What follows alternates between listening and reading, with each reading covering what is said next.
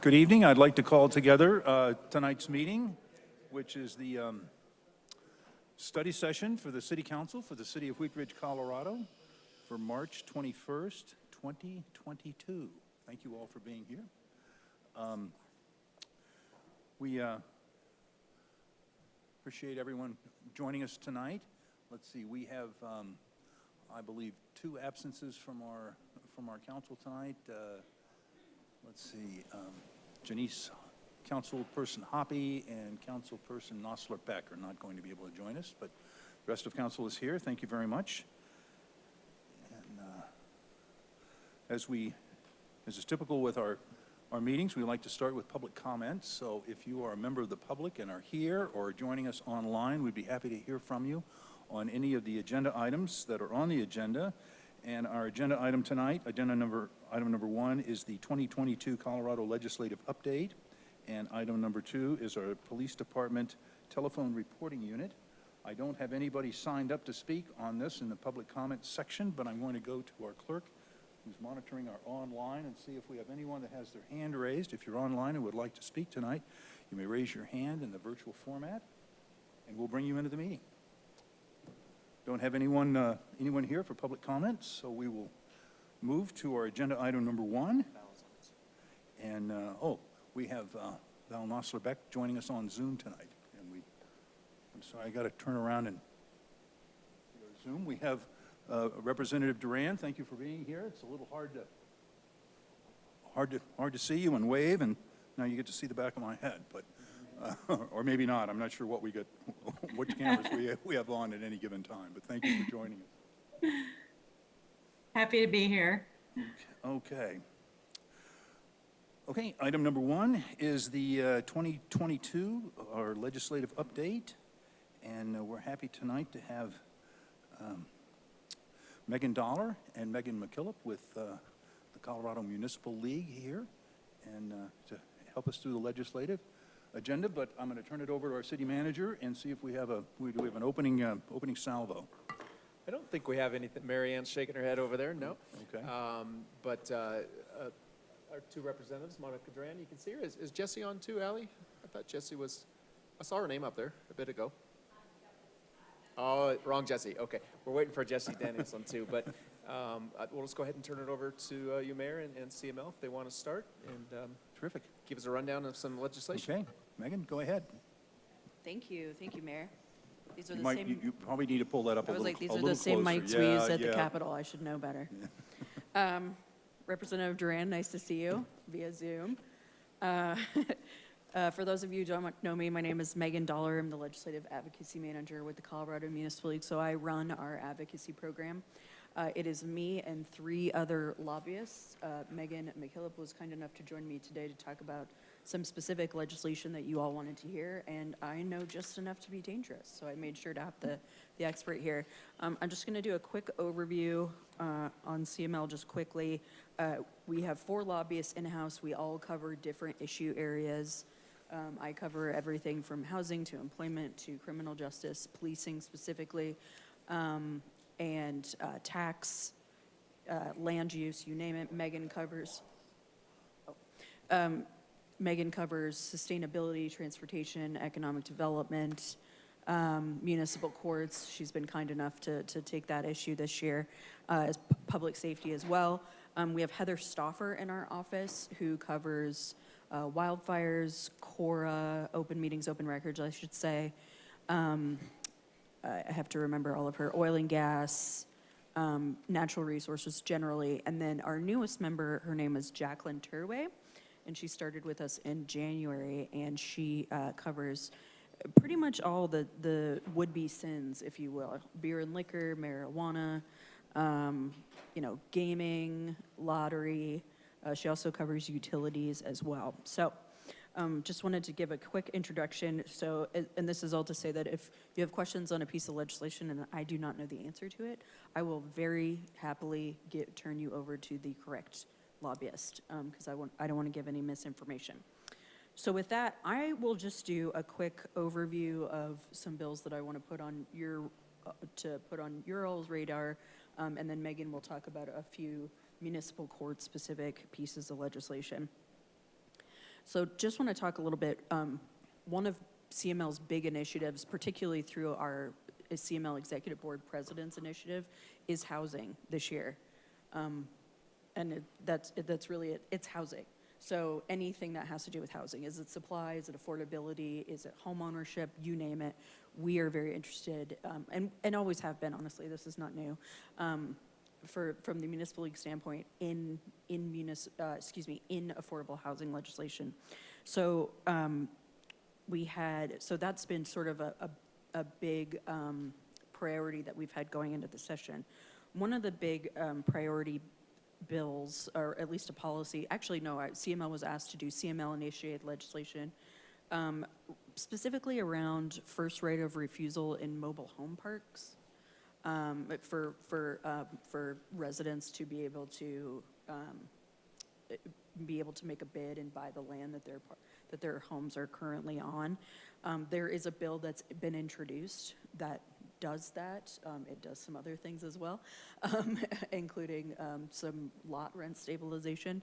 I took that piece of legislation and brought that through our policy committee and our board of directors, and ultimately we are supportive of that legislation. That's House Bill 1287, and that will actually be in its first committee this Wednesday. I will be totally honest with you all, I don't know that CML necessarily has a position on the lot rent stabilization portion of the bill, but I do know that there has been unanimous support among our membership in creating a better mechanism for mobile home park residents to have an opportunity to purchase the land that their homes are located on, and so that's our main focus in that bill. Additionally, another piece of housing legislation is House Bill 1051, which extends and continues the affordable housing tax credit. This is a really great program that currently operates through the Colorado Housing and Finance Authority, and has led to thousands of units across Colorado. It's more popular than it has funding to give out, and so this bill extends the program for up to another 15 years, and then another 10 years, and then expands the amount of money in the program from 10 million to 15 million, which should really be helpful. And CML's been very supportive of that program, and we're supportive of this bill as well. Additionally, within the housing space, House Bill 1242, this has to do with the regulation of tiny homes. This is a bill that CML is supportive of. What the bill does is really create a mechanism to inspect and regulate the creation and make sure that they're up to code of tiny homes. I've had some questions regarding municipal land use. I do not read the bill as saying that municipalities cannot dictate where those go. I think it was brought by a local government. I don't think we would be supporting a bill that does that. That being said, I'm definitely open to feedback, and I think the sponsors would be as well. But that's one that we're very supportive. Generally this year, because the housing crisis is so substantial, I mean, literally any bill that creates some kind of housing supply, CML has usually been supportive, and our members have been very supportive as well. So that's one. And that's kind of parked in appropriations right now because it does create a new program in the Department of Local Affairs. I do want to talk about, along the lines of housing, some really exciting stuff going on with regard to the American Rescue Plan Act dollars. CML had representation on what was known as the Affordable Housing Transformational Task Force Housing Subpanel. It's gonna be confusing, I'm so sorry. Hear me out, promise I'll get there. But there was a subpanel that reported to the Affordable Housing Transformational Task Force, and that was made up of legislators. And so over about 6 months, let's say 3 months actually worth of work, where they met multiple times a week, there's been a series of recommendations that have been made by the Affordable Housing Task Force that is going to lead to some really cool programs. The first one I want to note is House Bill, and these just dropped. It's like hot off the presses. This is House Bill 1304, which creates a grant program and could put nearly $150 million into it that's specifically going to go to local governments and to nonprofits so that we can access those dollars as we often are participatory in making sure that affordable housing exists. So that's a really big program. Additionally, there's going to be money going into a revolving loan fund for housing. You know, when we're talking about affordable housing, people are often interested in what exactly does that mean? And I think it means different things in different parts of the state. So I think one of the things that's being discussed right now is how to make sure that we're serving the populations that need to be served while also taking into account areas of the state, like, you know, rural resort areas that have a much higher area median income and what that looks like. And so that's kind of so this bill right now as drafted would actually allow for funding for affordable housing projects of up to 140% of area median income, which is actually really high. And it really goes to show how much of a problem we have in the state. I think that there might be more discussions on whether that should apply statewide or not, but that's one that CML is following very closely. And then there's also a funding bill for mobile home park residents as well, which is a really interesting bill. And I think CML will end up supporting that. So may I ask a quick question? How much time do I have? I want to know how much I don't want to take up too much time. Do I have all the time? Yeah. Okay, great. I could go for days on this. I won't. I would never. Another really busy area down at the legislature this year is employment and labor issues, which yours truly is able to work on. There's a couple of pieces of legislation. The first one I'm going to start out with, and just to kind of couch our positions on a lot of these bills. CML is very clear in our policy statement that we believe that the employee-employer relationship needs to remain a local decision. It needs to remain your decision, and so that's really where a lot of these positions are coming from. The first one being House Bill 1152. This is a bill that says that you cannot, as an employer, you cannot take any adverse action against an employee for using medical marijuana during work hours and on premises, or retail marijuana in after work hours. We strictly don't, the state should not be dictating that, and so we're opposed to that bill. I will say that the retail marijuana piece specifically, there's a very good argument that it's unconstitutional because Amendment 64, that part of the Constitution, is very clear about drug-free workplaces. Whether or not medical marijuana could be dealt with by the legislature, there's definitely a possibility there, but right now we're very opposed to that legislation, and I think join the business community and other local government associations, including CCI, in opposing that as well. There's just a lot of unknowns when you're talking about the use of medical, not only medical, but retail marijuana, and just, you know, you can't really test if somebody is, you know, too high to do A, B, and C. It's an interesting scenario. So that's one that we're going to be following. That's going to be in committee this Thursday. I have seen an amendment, but I don't know that it would get us to where we need to go, so I won't go into the amendment. But that's a bill that CML has been following really closely. Whistleblower, so Senate Bill 97, back in, feels like a million years ago, back in 2020, we worked on a bill, Heather Stoffer actually in our office worked on a bill that would extend protections for certain whistleblowers in public health emergencies. We worked in good faith on that bill. We were able to get some language to kind of make more of a balance between what the employee, you know, needs to do in order to potentially make a case against an employer.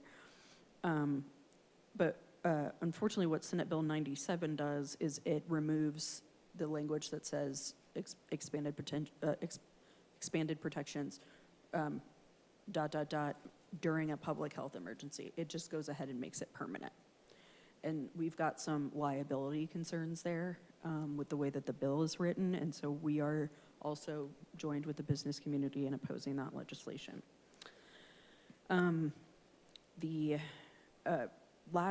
This is not an introduced bill yet, but it's one that has been discussed heavily this legislative session, even though it hasn't been introduced. Last year, Senate Bill 176 was introduced in the Senate, ultimately died in the House, but created what is called the POWER Act, so Protecting Opportunities and Workers' Rights Act. The goal is to create more opportunities for victims of sexual harassment, either in the courts or even within the Civil Rights Division, as well as discrimination. The way the bill was written is it was very confusing. It very much exposed municipalities as employers. And it also included, as introduced, independent contractors, which is a really huge concern for us as employers. We do, municipalities can use them on projects, but we're not necessarily, we don't control their behavior, right? And so there was some concern there. The bill did a lot of other things. I don't know if it's going to get introduced again this year since it did fail last year. I know that there are ongoing discussions between the opponents, what CML is a part of, with the proponents to try to see if there's some sort of compromise language that we can get there. I can tell you that both sides are pretty dug in at this point. So I don't know if that will come this year or not. Let me talk a little bit, I'm just gonna put this on your radar. This will be Jacqueline's purview, behavioral health. So, not necessarily a municipal issue in the past. However, that's one that CML has begun, mental health, behavioral health, I know has been a huge concern for our elected officials and staff because, obviously it's affecting, our communities directly. So we were involved with the with the behavioral health subpanel. It was set up similarly. And then subsequently, the Behavioral Health Transformational Task Force, they make it as hard as possible for me to say it, has made some recommendations, and those bills are starting to come out as well. There is going to be legislation that will allow for local governments to apply for funding for some of these behavioral health services. I know municipalities, some of them do, but not often. We do not kind of play on the public health side of things. However, I think given the need, we definitely have members that are interested in maybe setting up programs at their level. So I wanted to note that for you all, and that's something that we're going to watch as it moves through the process. On the public health side, CML does not. We are in a neutral position on this bill, but I do want to note it, which is House Bill 1064. So as introduced, the bill banned all flavored tobacco products, known as the flavor ban bill. We have a lot of members that are very supportive of this, of this legislation. On the flip side, it would be a statewide ban. There would not be any local decision making there. And it would affect some tax dollars that currently exist. Because there are kind of multiple parties on each side, ultimately our board said, you know what, why don't we sit this one out? And so we are neutral on it. I know the bill was amended in the Health and Human Services Committee the end of last week to allow for vape shops to still carry flavored tobacco. I think the idea being that since those shops are age restricted, that might make sense. I don't know that the bill sponsor is particularly enthusiastic about that amendment. And so I don't know if that's going to end up staying or if the bill, if they're going to just end up kind of, maybe postponing the bill indefinitely should they decide to. There is a lot of opposition to it.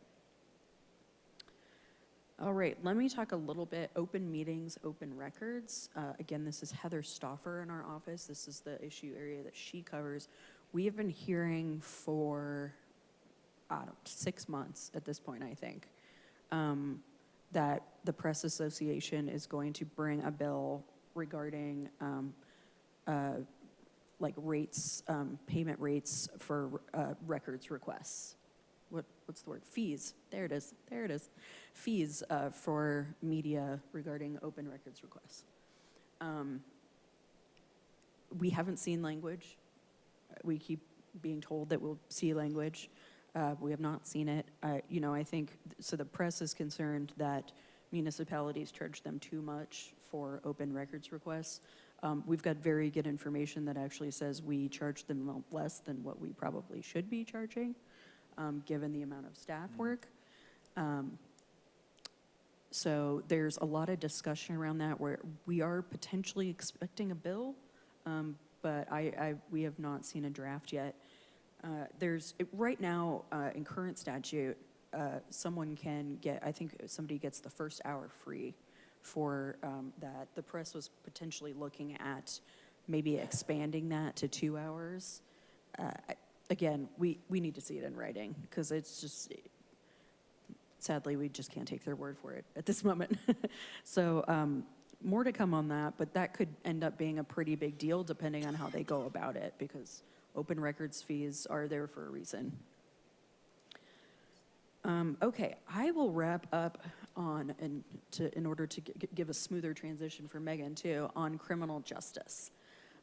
We have not seen the barrage of policing bills that we have seen in the last couple of years. There is one bill out there, it's Senate Bill 23, that CML is opposed unless amended, but I think the bill has been amended decently.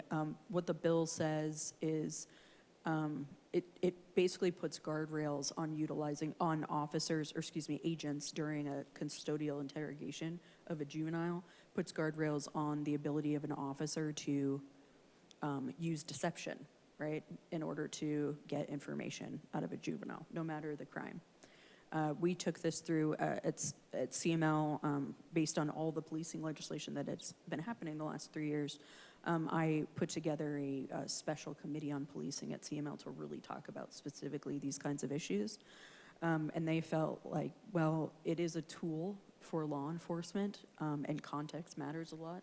So blanket policy could be problematic, or blanket prohibition on certain use of certain tools would be problematic. So we wanted to see that narrowed a little bit. What the bill looks like now is they've incorporated probably the biggest change, and one that I think has been part of the discussion, really, particularly coming from the line officers, is this subject of training. We've seen a lot of pieces of legislation over the past 3 years that have completely changed the way that officers operate. And they have not received as much training as I think they feel that they should be receiving. And so I know that line officers, particularly the Fraternal Order of Police, there's a lot more interest in, if you are going to change a policy, you need to connect training directly to it so officers actually know how to implement the law, right? For us as municipalities, that is, given the liability that we incur with the passage of 217, that's actually a really good thing for us as well, to make sure that our officers are implementing the law correctly. So that's one that I just wanted to flag for you all. And then finally, the last but certainly not least, last year that we had kind of two versions of a bill, Senate Bill 62, also known as the Jail Depopulation Bill, and then Senate Bill 273, which was, they changed the name a little bit, and it went to kind of pretrial actions. There was a lot of concern around both of those pieces of legislation. Really the main purpose of the legislation, I won't get into the details, but the main purpose being law enforcement giving out summonses in lieu of arrest in the majority of crimes. And they, in the bills last year, it went all the way up, it went up to felony level crimes, depending on which version you look at. There was a lot of concern about that. And so, ultimately, Senate Bill 273 did make it into the House, although it did ultimately fail in the Finance Committee. Those bill sponsors are still very interested in pursuing something this year. It's much more, based on drafts that I've seen, it's much more dialed back, which is good. I do think, based on feedback that I've received from the Colorado Association of Chiefs of Police, I think given, well, two things. So the fact that, I mean, you know, I've seen numbers where it definitely suggests that crime rates are going up. And regardless, there's definitely a perception either way, right, of the public that crime rates are going up. And so this is one that I think is, from the Chiefs of Police perspective, is a very important issue to keep kind of saying no on, just given the timing right now. You know, I think we've seen so many pieces of legislation over the past 3 years that have completely changed policing. Let us catch up with a lot of that before we continue to go down this road. And so I anticipate that would likely be CML's position on that, but I certainly would take that through the appropriate committees and through our board to make sure that we're making the right decision. I don't know that if that bill will get introduced or not. We're kind of getting on into the session, but certainly one to keep an eye out for should it be introduced. So with that, I will wrap up my comments and I will kick it over to Megan. Thank you. That was very thorough. I'm going to touch on 3 municipal court pieces of legislation that I've been working on. The first being House Bill 1067. This has a direct impact on municipal courts in that it requires a court to have a bail hearing for a person who's been detained within 48 hours. When the bill was introduced, that 48-hour clock was initiated once the person was detained, once the person arrived at the jail. And it had an effective date starting in October of this year. I was able to negotiate with the proponents, and we were able to kind of massage the language a little bit and clarify that the 48-hour clock doesn't begin until the court has been notified of a person being detained. And the effective date is in January of next year. So municipalities will be able to budget for this change. That is the idea. I also want to note that this bill was brought up this year because a bill passed last year, House Bill 1280, which had the same requirement in state and district court for people who've been detained. They have to have a bail hearing within that first 48 hours. With that bill came, funding for district attorneys to be able to follow through. There's a state magistrate who is able to have bond hearings for everyone in the state if a judicial district opts into that program. And there was funding for defense counsel to appear at these hearings.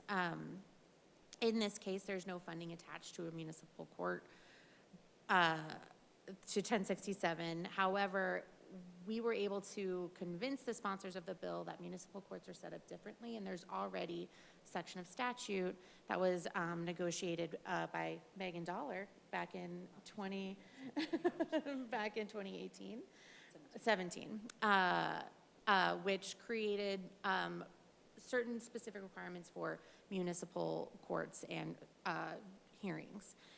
So we were able to get them to put this 48-hour requirement in that section of statute to make it to apply to people being held on municipal offenses only. So if there's someone being held on a felony charge and a municipal charge, the clock for the municipal court doesn't start until that felony charge has been dispensed with and that hearing has been held. So I think that was a really an important point for CML and in partnership with the Colorado Municipal Judges Association as well. That bill has passed out of the House Judiciary Committee and is kind of parked in appropriations. I anticipate it being parked there for a little bit longer. There is an appropriation and kind of some clarifying language surrounding some of the funding mechanisms for district attorneys that was in the previous bill last session. I know that the municipal judges are working on language that would provide a grace period to municipal courts to be, with the recognition that municipal courts just operate differently than district courts. And it's been difficult to convince the sponsors and proponents of that concept. So I know that the municipal judges are working really hard on getting some language, some clarifying language about when 48 hours is applicable to make sure that municipal courts aren't unduly burdened by this law. And I'm happy to answer any questions, and I'm sure Megan is as well. But I'll just move on to the next piece of legislation, and that is House Bill 1131. And this bill would change the age at which a child can be charged with a crime in municipal or in district juvenile court from the age of 10 to the age of 13. And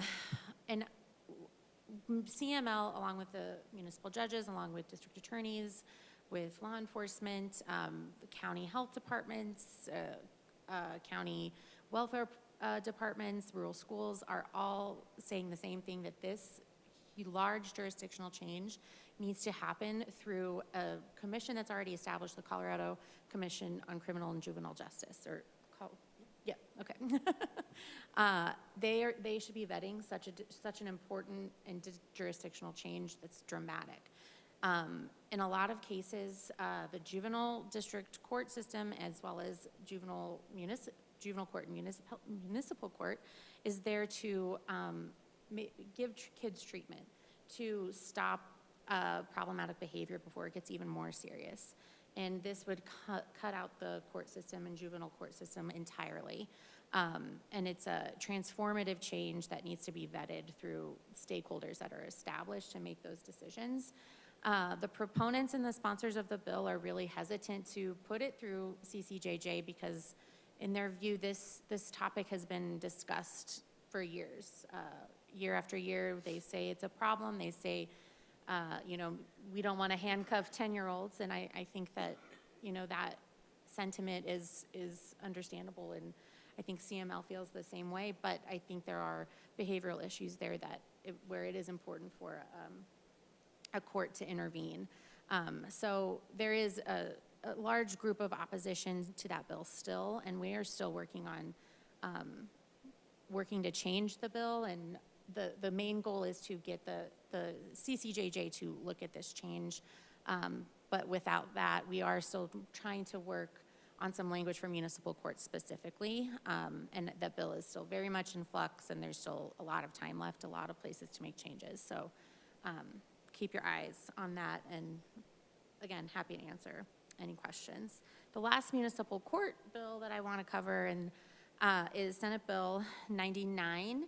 This bill creates an automatic process for record sealing of a person who has a criminal record for certain offenses. This is no violent offenses, no Victim Rights Act offenses, so very specific nonviolent criminal offenses. And the automatic process only applies to district court, and that's after CML and CMJA spoke with the proponents of this bill that says municipal courts, again, are just different. You can't have a process outlined for district court and just apply it to municipal court because there's so many of us, and it doesn't work the same for every court. So municipal courts do not have to adhere to that automatic sealing process. However, the way that the bill is written or was written was just really confusing. The record sealing statute is just really confusing and convoluted. It is impossible to understand, and I think Judge Randall can attest to that. So we are working with the sponsors and making it clear for clerks, for courts, for people who would like to get their record seal at the municipal court level, what they need to do and what's required of them. So there's still a little bit of back and forth going through the sponsors of that bill. However, it has wide support. It's supported through the business community, criminal justice advocates, and bipartisan support. So that bill just passed the Senate, and that will be heading over to the House. Or no, I'm sorry, it passed Senate Judiciary, and it's also in appropriations. I think that's a theme that you'll see And a lot of the bills that we discuss right now, a lot of them are just stuck in appropriations until the budget process is concluded, and that process will start next week. And I'm happy to talk about any other issue areas, but I was specifically brought here to talk about municipal court. So if you have any questions about sustainability, transportation, or anything else, happy to answer those for you. Thank you very much. I think before we go to questions from the Megans, and if you don't mind if I use you in the plural, I'd like to turn the mic over to Representative Duran, who is with us today, and it's great to have you here. And I'm watching you on the little screen here, but Representative, if you have some remarks or some bills that you want to go, I'm going to yield the floor to you. I certainly do. Thank you so much for having me here. And Megan, both Megans did an amazing job. So I don't know what there's left for me to talk about. I'm just kidding. So far we've introduced about 504 bills, and we only have 8 weeks left. So when you think about it, we've got a lot of work to do. So we're really working hard. And I am pleased to announce that I am still the House Majority Co-Whip, which I really am excited to be and love that position. I serve on Business and Labor Committee and Appropriations. I also co-chair the Democratic Women's Caucus. Let me put my glasses on. It happens as we get a little older. I also co-chair the Children's Caucus. I am a tri-chair on the Colorado Vaccine Equity Task Force, and I am also on the Colorado Workforce Development Council and an appointee to the Cancer, Cardiovascular, and Pulmonary Disease Grant Program here in Colorado. So I'm just really excited to be doing the work I do, thanks to all of you who keep electing me as your state representative. So grateful to be there. And I'm just going to kind of highlight a few bills. You know, we have 5 bills that we can have in our top 5. And so far, only 3 of mine have been introduced. So still working through a lot of them, but one of them that will be introduced here the first week of April. We're still working with our county clerk and recorders. We've come to a really great place. We made about 30 different changes to the bill because of our clerk and recorder, and we just have a few more things we're gonna tweak, and that is House Bill 1273, which is the Protection for Election Workers bill. So what I'll just say to that is it's broken up into a couple parts. Part 1, while Colorado law already prohibits individuals from interfering with an election official in any sort of manner that would prevent the official from doing their duty, this bill expands the current law and adds language that would further protect our election officials. So it kind of amends that language. That's the first part. Part 2 provides election workers protection against doxing, which doxing is when a person knowingly makes available on the internet personal information about a person or their immediate family. So we're adding language into the bill to protect our election workers who honestly feel pretty threatened when they volunteer their time to serve during elections. So we want to make sure they feel safe. We want to make sure they can do their job. We want to make sure that we're doing everything we can in the state of Colorado for them. So that's what this bill will do. Like I said, it's been introduced. It hasn't been in committee yet. We're still working on a few other amendments for our clerk and recorder, and I think we'll be in a great place once that is introduced. Let's see here. A few other ones. One that has been heard in committee is House Bill 1219, which is a Veterans Network of Care. And back in 2010, a bill was passed, and they asked the Division of Veterans Affairs to create a website where veterans could go to access different information that they needed, whether it was for healthcare, whether it was mental health, housing, whatever that might be. However, they didn't fund it at that time. So what this bill does is it actually funds the website. So we just got that out of committee. There was bipartisan support. So now it's just kind of sitting in appropriations where most of these bills are because we have the budget that's coming up next week. So that is sitting there. Another one that I'm working on that hasn't been introduced yet, still working out a fiscal note on it, is it's called Heroes Pay, which a lot of workers during the pandemic, as you know, right? Our grocery store workers, janitors, warehouse workers, and others weren't able to work remote like we can do right now. They had to go in. So what this would be is a one-time kind of a stimulus check for them. So it's not something continuous, it's one time. So we are currently working on bringing down the scope of that fiscal note on there. So we'll continue working on that, and hopefully that will get introduced in another week. We kind of feel like we're running out of time because it's already going to be April, but it's a really important bill, and it gives a really good message that we appreciated and valued your sacrifice and really risking your health to go in and doing your job because you didn't have the ability to work remotely. So that is one. I've got several others, but I kind of want to leave room for some questions if you have any. So thank you very much. I appreciate the time. Thank you very much, Representative Duran. Let us go ahead and open up the floor for questions. Why don't we go in sort of a reverse order, and if you've got questions for Representative Duran, let's start. Councilor Dozman, pardon me. Thank you, Mr. Mayor, and good to see you, Monica. Thank you for being here and representing us. Could you mention what House Bill number that was that you were just speaking of for the healthcare or the grocery store workers? Heroes Pay. Hero Yes, Pay, it doesn't.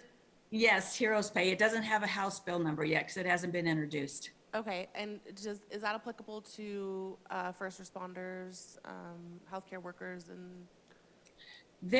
We did have healthcare workers in there, yes, but we had to go through a priority process. So we had several task force, right? We had behavioral health, affordable housing, higher ed, and then economic recovery task force.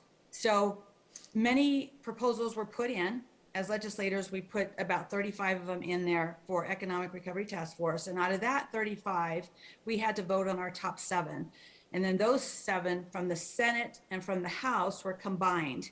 So what happened with Heroes Pay was the healthcare workforce was taken out of it and put in by itself separately. So that's being funded separately. I don't know the amount yet. They're still trying to tweak and work on that. And Heroes Pay, as far as essential workers, wasn't prioritized. So we're looking at the bill I've been working on since last July. We will have to look at general funds to get that funded. So that's why it hasn't been introduced. Because it didn't make that priority list, we had to regroup, and then we have to really look at that fiscal. That started out at 500 million, we reduced it to 250, and we're gonna have to reduce it even more. So, my logic is I would rather get something done and help some folks and help nobody at all. So that's where we're at there. Thank you. You're welcome. Thank you. Additional questions for Representative Duran? Councilor Hutchinson. Thank you, Mayor. Thank you, Representative Duran. I do have a question. Have there been any thoughts or any work at all on regulating HOAs or metro districts? To be honest with you, I haven't heard of anything. It doesn't mean it's not happening. It's just not my lane of work or expertise. But I know a few legislators that do focus on that, and I am happy to ask them for you. Or I can also send you an email and put you in contact with them. That might be a little easier. That'd be great because it does seem to be an issue. Okay, Thank you. will do. You're welcome. I think Megan Dollar may have some information on that. Great, Megan. I got you, Representative. Yeah, and I tend to track the HOA bills for CML that we don't end up taking positions on. There are about 3 or 4 different bills that have to do with HOAs. There's one, 1139, that has to do with HOA ability to regulate like rights of way. CML does not have a position on any of these. And then there is probably 2 or 3 others about regulating common areas. There's one about, I think specifically, the credentials of the project managers. There's quite a few, and to the extent that it's helpful, I'm happy to send on some of those pieces of legislation. On metro districts, we did see a piece of legislation, I think that was introduced as a result of metro districts and some of the discussions around them that would have changed, would have made a massive change in a lot of the ways special district elections are done. and doing like kind of power of ballot initiative on the special district, level. There it is. Heather Stoffer in our office follows all of the special district legislation. That bill ultimately failed in the first committee, but I think it's very likely that we'll see legislation get introduced literally today or tomorrow about regarding metro districts specifically on some of that stuff. So Thank you, Meg. I'm sorry, why doesn't CML take a position then on HOAs? you know, that's not really, it kind of depends. I mean, to the extent that it impacts the municipality, I'd be more than interested to have that conversation. That's just not something that we've done in the past. I think specifically because you look at, you know, I think Representative Duran said 500 pieces of legislation. We're easily tracking over a third of those that have some sort of municipal implication. So I think it's maybe about just bandwidth.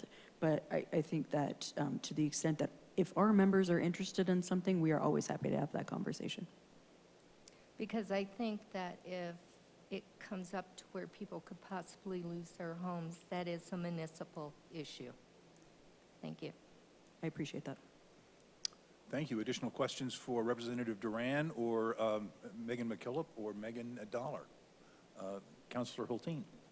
Thank you, Mr. Mayor. And Representative Duran, I just want to thank you for your leadership in the House. And it's exciting to see what the bills are proposed to cover this year. And I'm excited to see as the governor's budget comes out, because there's a lot of exciting things that have been proposed in that. And we're hoping to see that get across the finish line. So buckle up.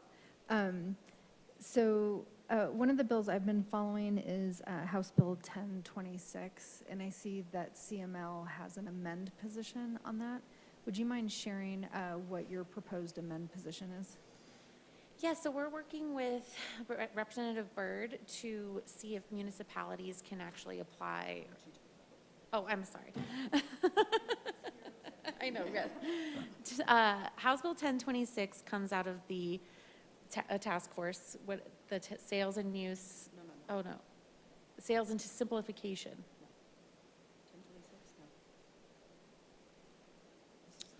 It's It's the, alternative yeah, it's the transportation transportation options. Oh, okay. Anyway. The oversight committee. The Oversight Committee, yes. So House Bill 1026 is an incentivized program for employers to reduce vehicle miles traveled for employees getting to and from work. So this could include offering a bus pass, offering work from home schedules, and different options for employees to get to work.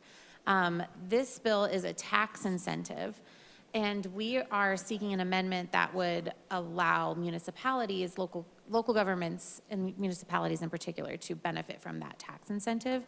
Currently, as it's written, only private employers and nonprofits are able to benefit from the incentive, and I think that it's reasonable for municipalities to also be able to benefit as well. And the sponsor was really amenable to that. Representative Byrd was very amenable, and she's going to work with us on putting that language in the bill. Great, that sounds like a great amendment. And I work on this a little bit in my day job as well. And I know one of the proposed amendments that's being looked at is doing some reporting requirements to see the impact of these type of TDM measures. And I think, given that Colorado just passed the greenhouse gas rule, and where we live and in the metro area as well as the North Front Range is really held accountable for reducing greenhouse gas emissions. So I think everything we can do to, it's more fun to start with carrots. But if we're going to do carrots, I think there's a real value in making sure that that reporting data comes back so that we're doing the best use of our taxpayers' dollars to make sure that we're in compliance with our own goals. So I'm definitely excited about that. And I think that was the only question I had.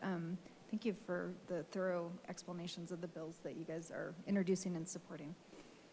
Thank you very much. And I'd like to welcome Senator Danielson with us. I see that she's shown up online. Senator, thank you so much for being here tonight. We appreciate the work that you do for us. down at the Senate. Let me turn the microphone to you if you'd like to make some remarks or tell us about some of the legislation that you've got going on. Hi, everybody. Thanks so much for having me. It's great to see you, albeit remotely. But yes, I've come back from maternity leave. I think most of you know that I had a little baby in December, and kind of hit the ground running with 3 pieces of legislation that I've introduced to date.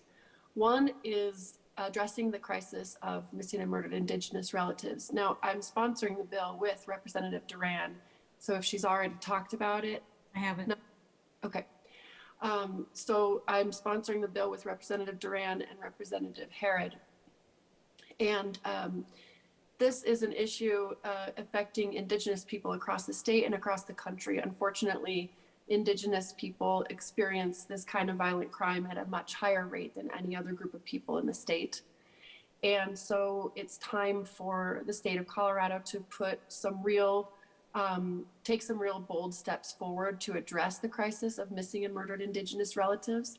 And so what we've done is create a new office with, building in coordination between state, local, and federal law enforcement agencies, a training component to make sure that law enforcement is aware of MMIR and kind of the uniqueness that is, that in the way that it impacts Indigenous communities.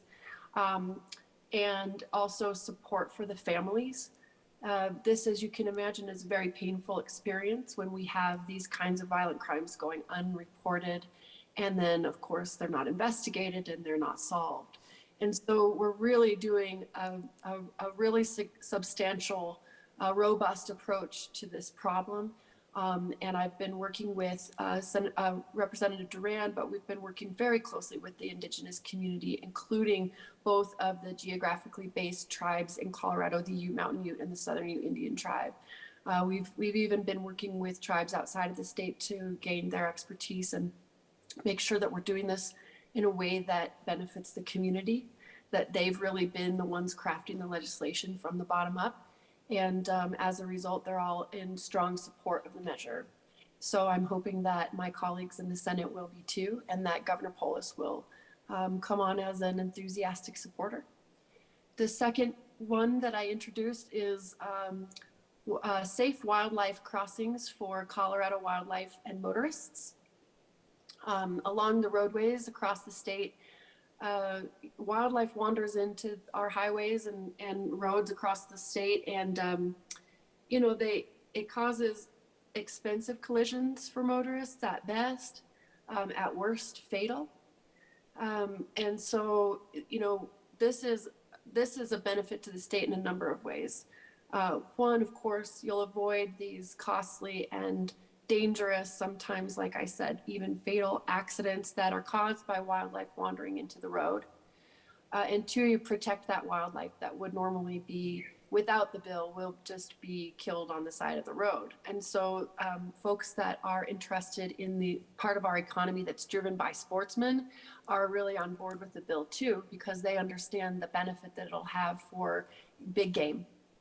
So for a number of reasons, again, I'm hoping that we can see success with this bill. And the third bill that I introduced, I think a number of you know that since I got into the legislature 7 years ago, excuse me, I've worked with advocates across the state who want to see seniors able to live with dignity and independence and safety here in Colorado. And so I'm continuing that work to combat neglect and abuse in the assisted living facilities that unfortunately we see is a little bit too common across Colorado. So I've introduced a bill that is called Increased Safety in Assisted Living Facilities. And so there again, we've taken a number of precautions that should help reduce the instances of abuse and neglect, and hopefully, raise the bar a bit and make sure that folks who are caring for our elders, our loved ones, our family members, our friends and neighbors are doing so in a safe way that preserves their safety and their dignity. And those are the first 3 bills that I've introduced this year. So I'm really excited to get started there. And there will be a number of other bills that I'm introducing in the coming weeks. But I'll stop there and see if folks have questions. Thank you very much, Senator Danielson, and congratulations on your new baby. Thank you. We have Councilor Nosler Beck has her hand up. She's joining us remote tonight. Councilor. Thanks so much. Can you hear me? We can hear you. Someone can give me a thumbs up. Thanks so much. First, thanks, Senator Danielson, for joining us, and congratulations on your new little one. And Representative Duran, we've all been just holding you really close to our hearts with everything that you've been through. So we're all with you. You know, Wheat Ridge loves you. So thanks, and thanks for being here tonight, and for all of your leadership to both of you during really challenging times. So we're just so appreciative of all your work. And Senator Danielson, I wasn't aware of that MMIR bill that you were just talking about, but if there's anything that we can do to be helpful, the city of Wheat Ridge is working on some land acknowledgement work, and really digging deep into our past to see how we can be really considerate moving forward as we work with both indigenous lands and indigenous people from the area. So we would love to see if there's anything that we can do to help in that space. And then now that this question was going to be for Representative Duran, but now that Senator Danielson, you're here too, just there's a lot moving with the housing conversation in the legislature. And in Wheat Ridge, we've been talking a lot about what is AMI and where, what is affordable and attainable housing.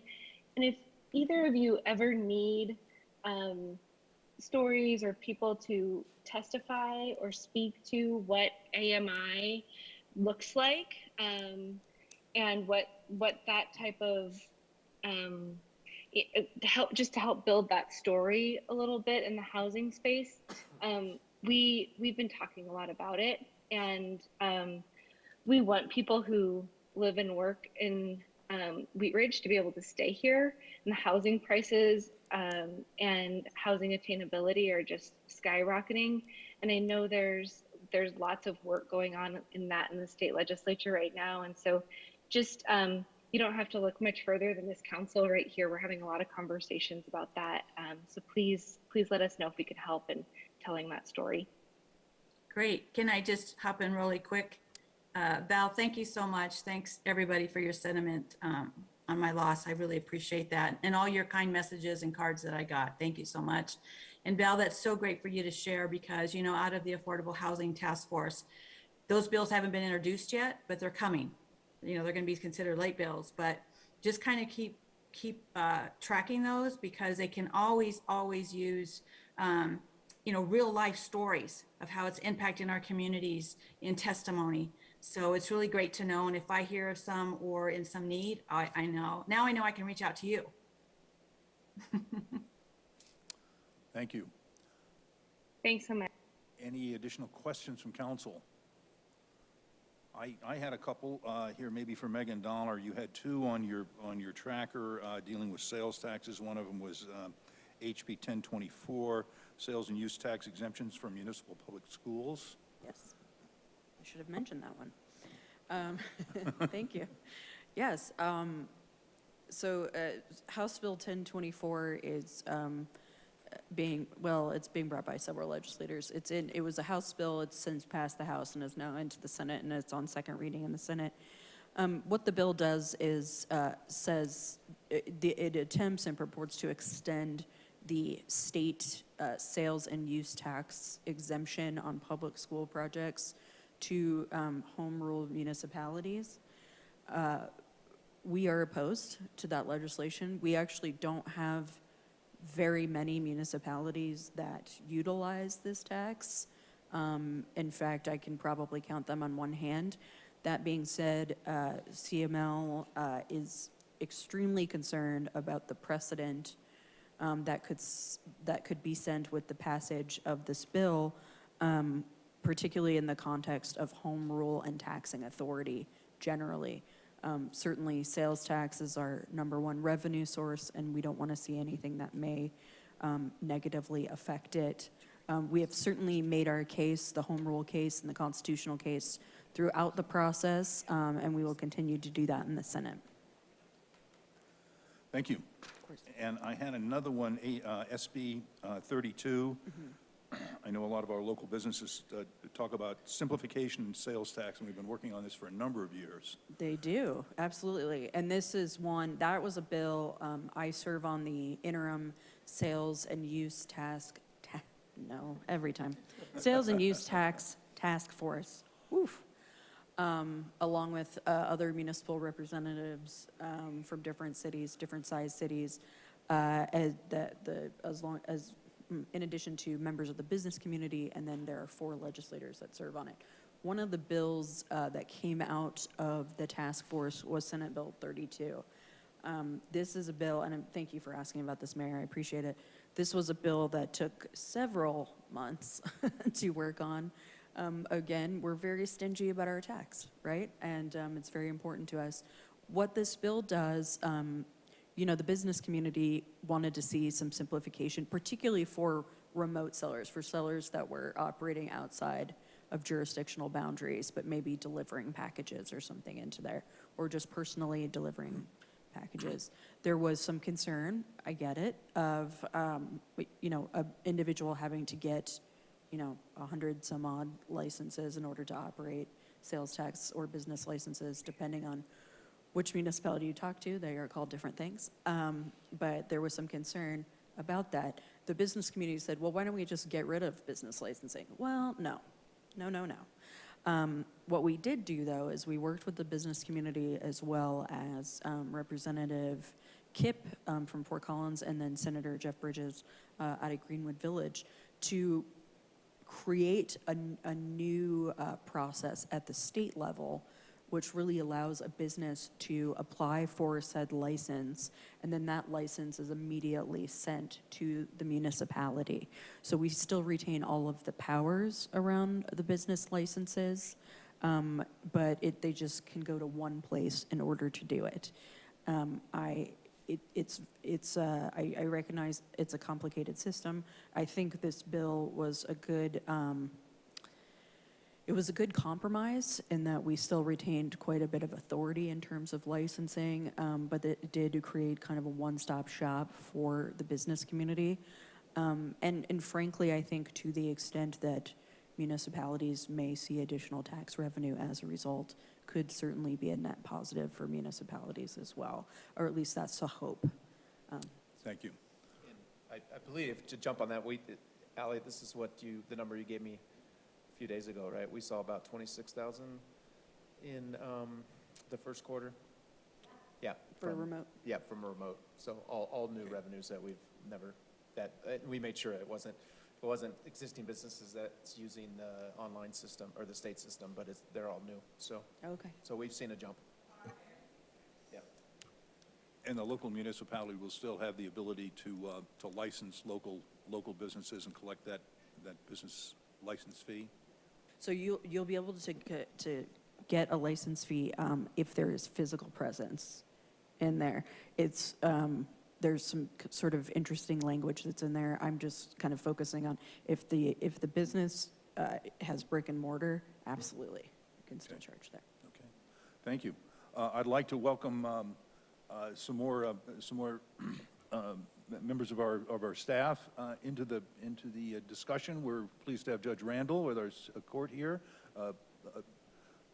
Judge Randall, did I say Chief Randall? Judge Randall, our Chief of Police, Chief Murtha, and we have our City Attorney, Jerry Dahl, and I believe Jerry Dahl has his hand up and would like to ask a question. Mr. Dahl. I do. Thank you very much. Hope you can hear me. We can. All right. The question I have is for Megan Dollar. It's on House Bill 1242, the bill that regulates the manufacture and licensing installation of tiny homes. I had a conversation today with Ken Johnstone, Megan, the city's planning director, and as you know, the bill is a support bill by CML, so CML is supporting the bill, but it raised some questions for us because it sets up, of course, a state level system for licensing the manufacturers and licensing the installation, inspecting the installation of tiny homes, which is good. The city of Wheat Ridge is considering and will in the next few months consider regulations for accessory dwelling units, and tiny homes may well qualify under that heading. So this is important to the city in terms of how it is able to govern the placement of those homes. And the question really that Ken Johnson and I have is, the bill is limited on its terms, or at least it says, to inspecting the installation of tiny homes, but you can understand why local governments would be concerned about the degree to which they can still zone the zone districts and the locations where tiny homes can be placed.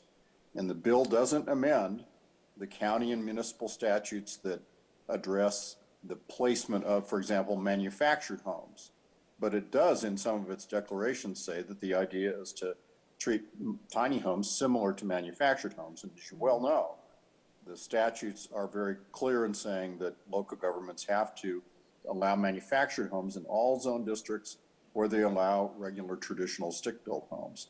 So you can see the question coming, which is the potential preemptive effect of 1242, even though it does not amend those statutes that provide what amounts to a protection for manufactured homes, and that's a battle fought back in the 90s, and that's fine. But the issue is going to be questions about whether a state system that governs the installation of tiny homes somehow preempts by implication or otherwise the city's ability to say in these zone districts yes, in these zone districts no.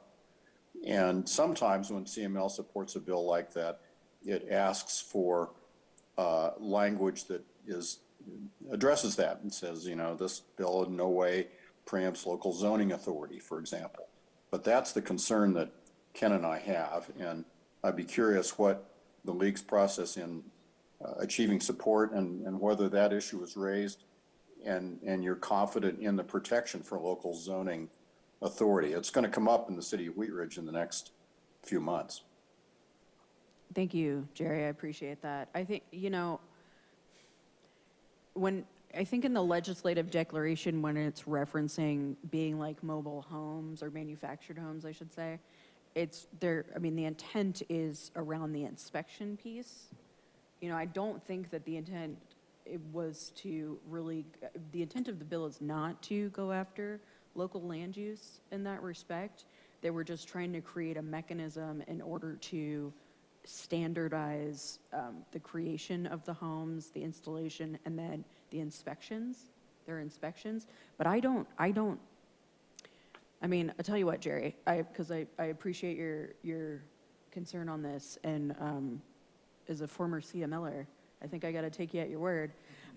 So I think this might be one that I'm happy to talk to the bill sponsors on if you think that there is a concern. I don't think that we would have supported a bill that would have purported to do that. I think CML's support really comes from a lot of interest from municipalities to get, I forgot how microphones work, to get that kind of housing in their communities. And so in the event that this is helpful and streamlining some of those regulations are helpful, that would be, you know, kind of our end game and our reason for support. But if additional language needs to be in there, that's okay. I just didn't read it as you know, having any impact on our local land use. But you are much smarter on this issue than I am, of course. Well, you're kind to say so. I appreciate it. It's the kind of regulatory structure that can lead to problems on the ground. Someone installs a tiny home and says, look, I placed this, I've got my state permit.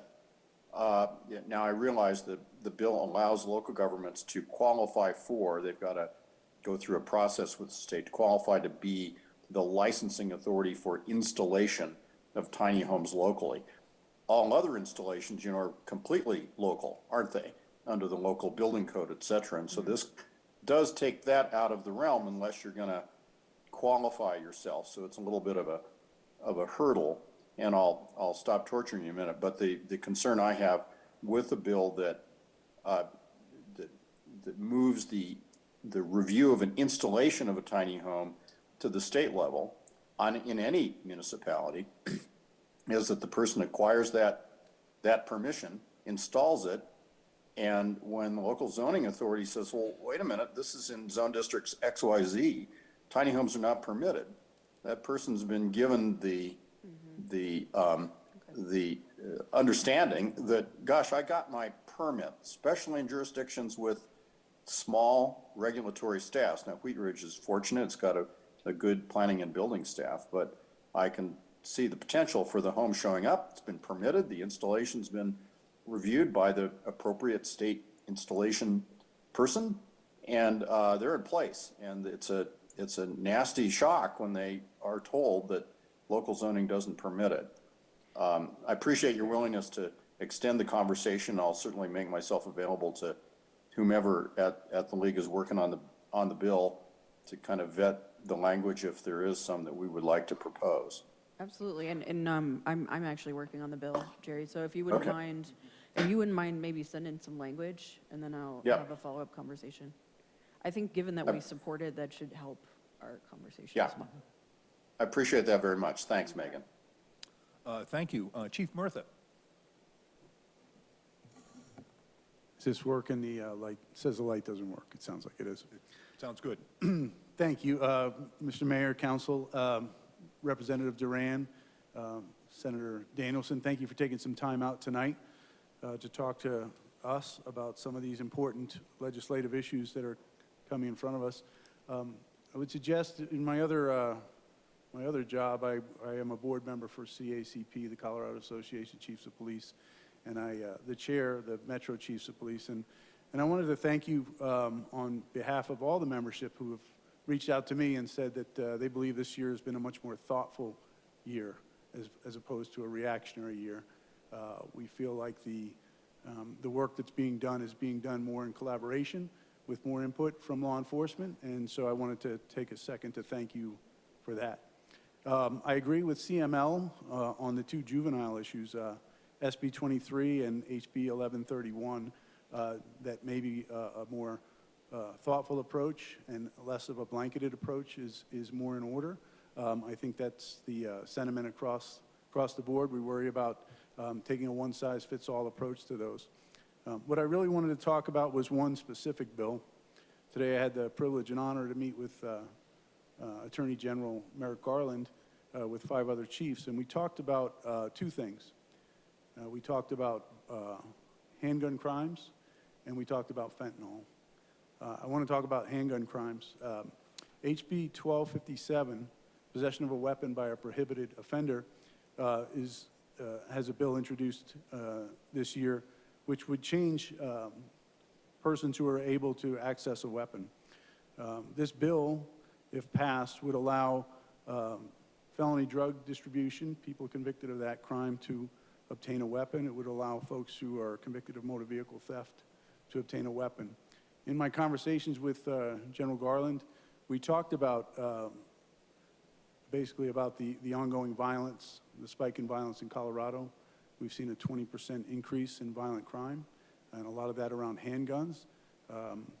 These are just 2 examples of crimes for which somebody could have been convicted, which will still lead to them possessing a firearm.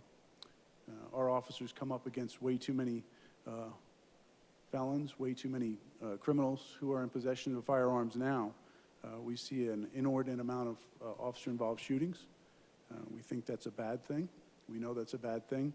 And I'd ask you to look at this again. Under this current bill, the only people prohibited from owning or carrying a weapon would be people who are convicted under VRA. We think that the current the current bill or the current statute is where we want to be. There's also a provision in there to allow folks who are convicted under certain crimes to obtain a weapon. I'm not sure what the goal or the intention is, but it's our belief, it's my belief that folks who demonstrated disregard for the law shouldn't be in possession of a weapon. And my officers shouldn't have to come against them and deal with them in circumstances that put their lives in jeopardy. So I wanted to make a strong case that you asked to look at 1257 and that you look at that closely for what it will mean for folks on the street and for the citizens of this community. I also just want to close out, because I didn't want to overwhelm you with a lot of these bills and ordinances, to say that the first responders here, law enforcement officers, are heroes as well, Mr. Duran. We may not be counted in the dollars, but these men and women who showed up every single day during COVID, we acknowledge them here internally. We have tremendous support, but they are also heroes in my book every day. So thank you for your time. Thank you for what you're doing, and I appreciate the thoughtfulness of your approach this year. It seems much more thoughtful than reactionary. So thank you, and I'll answer any questions if you have them for me. Thank you, Chief Murtha, and I see that Representative Duran has her hand up.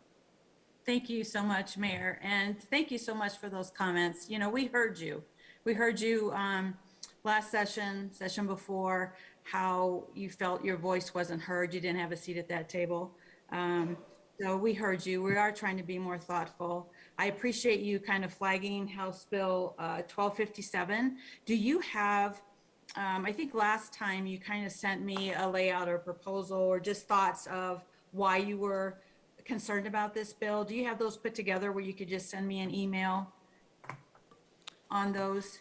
I absolutely can, and I guess the one thing I would say about this is we find such a nexus between drugs and guns.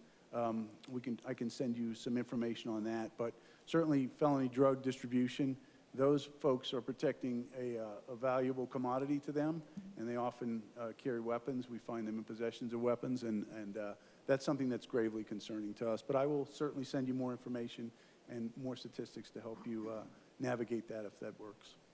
Yeah, that's really helpful. And as you probably know, the work I do around domestic violence and the bill we passed last year, 1255, to make sure that if an abuser is convicted, right, of domestic violence, that he cannot access or has to relinquish his firearms, because we all know, you know, it's about saving lives. So those issues are really important to me, making sure that we're not putting, you know, firearms in the hands that they don't need to be. So yes, if you could send that to me, that's going to be helpful as I'm having conversations with my colleagues. And you are right. You are heroes, and you are valued and respected in our community. So just wanted to acknowledge that too. We know that. Thank you very much. Appreciate it. Thank you. Judge Randall.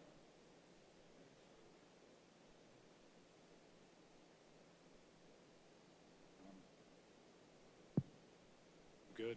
We're on. All right. Good.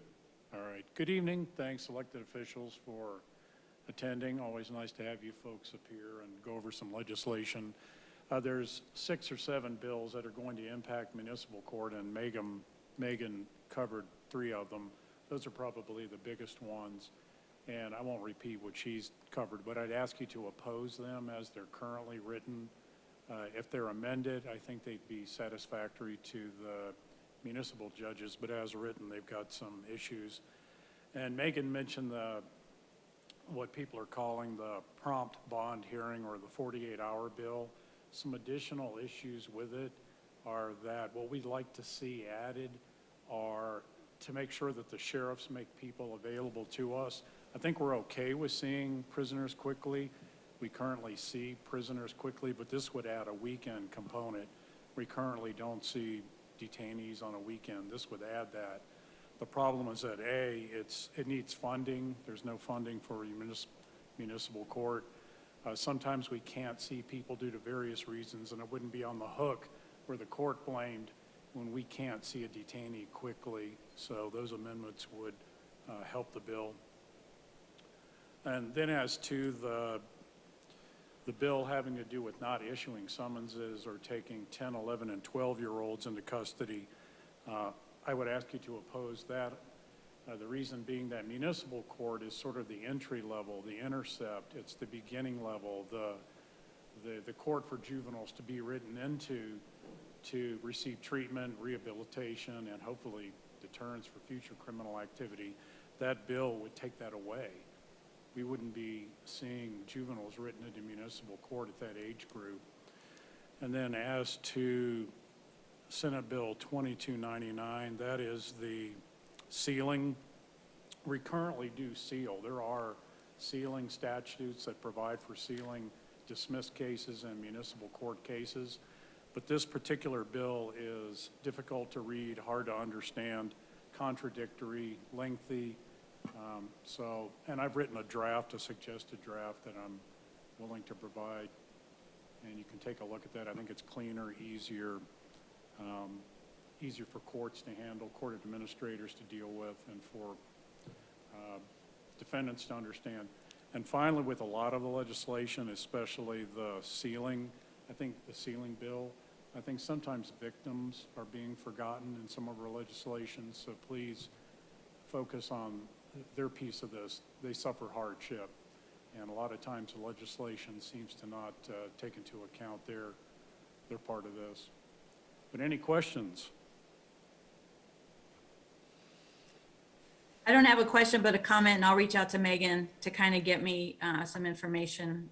I know we went through a lot of bills today, and I've got a stack of them here that all of you were kind enough to email me about, but I'll get with her to get some more information. Thank you.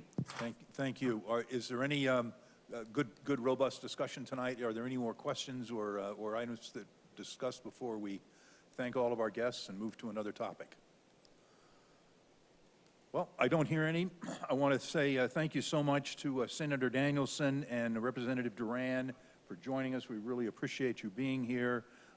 Thank you to all of to Megan Dollar and Megan McKillop for being here with CML and the work that CML does for us. We appreciate that.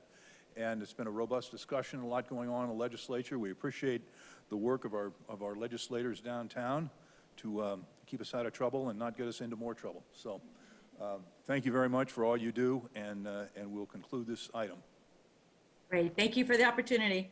Thank you very much. Bye-bye. Thank you, everybody. Have a great night. Thanks so much.